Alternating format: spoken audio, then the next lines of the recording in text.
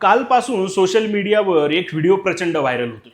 राज्याच्या मंत्र्याच्या शासकीय निवासस्थानात बेडरूममध्ये गादीवर एक तृतीयपंथी व्यक्ती बसलेला दिसतो। शेजारी चिकनचं ताट आहे, दारूची बाटली आहे। मंत्री रूममध्ये येतात, कपडे बदलतात आणि कॅमेरा सोफ्याच्या आडून हे सगळं रेकॉर्ड करत असतो। महाराष्ट्राचे अन्न व औषध प्रशासन मंत्री नरहरी झिरवळ यांच्या शासकीय निवासस्थानातील हा व्हायरल व्हिडिओ असल्याचं सांगितलं जातं। बुधवारी रात्री हा व्हिडिओ समोर आला आणि राजकारणात एक भूकंपच आला। एकीकडे अशोक खरात भोंदूबाबाचं प्रकरण गाजत असताना झिरवळांचा हा व्हिडिओ आल्याने सगळ्याच्याच भुवया उंचावल्या। पण हा व्हिडिओ काय आहे, हा आताच बाहेर का आला, हा व्हिडिओ बाहेर कोणी आणला, हे सविस्तर समजून घेऊया या व्हिडिओच्या माध्यमातून। नमस्कार, मी ऋषिकेश आणि तुम्ही पाहताय जनता आवाज डिजिटल। या व्हिडिओत झिरवळ शासकीय निवासस्थानाच्या बेडरूममध्ये दिसतात। त्यांच्यासोबत पवन यादव नावाचा एक तृतीयपंथी आहे। शेजारी दारूची बाटली आहे, चिकन आहे। पवन येतो, कपडे बदलतो, झिरवळांच्या गादीवर झोपतो। कॅमेरा एका बाजूला लपून हे सगळं शूट करतोय। हा व्हिडिओ 6 ते 7 महिने जुना असल्याचं सांगितलं जातं। हा व्हिडिओ रवी यादवने समोर आणल्याचंही सांगितलं जातं। रवी यादव हा पवन यादवचा भाऊ आहे। रवीचे काही धक्कादायक दावे सुद्धा आहेत।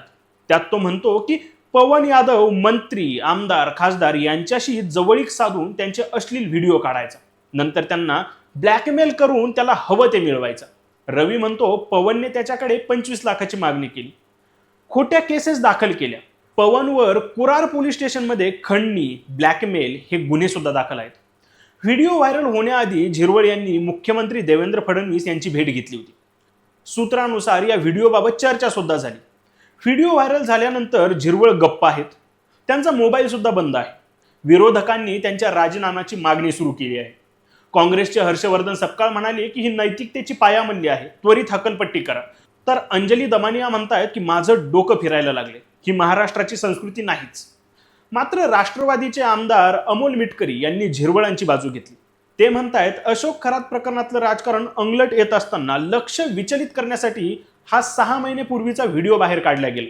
पण तरीही प्रश्न असा येतो की मंत्र्याच्या शासकीय निवासस्थानात गुन्हेगारी पार्श्वभूमीच्या व्यक्तीला प्रवेश कसा दिला जातो? हे राजकीय डावपेच आहेत की नैतिक पतन? मुख्यमंत्री काय भूमिका घेणार हे अजून स्पष्ट होणं बाकी आहे। शासकीय निवासस्थानातील हा प्रकार आणि व्हिडिओ व्हायरल होण्याची ही वेळ हे राजकीय षडयंत्र असेल का? झिरवळ यांनी राजीनामा द्यावा का? तुम्हाला काय वाटतं ते कमेंटमध्ये नक्की सांगा। व्हिडिओला लाईक करा, शेअर करा, चॅनलला सबस्क्राईब करा आणि बेल आयकॉन दाबायला विसरू नका।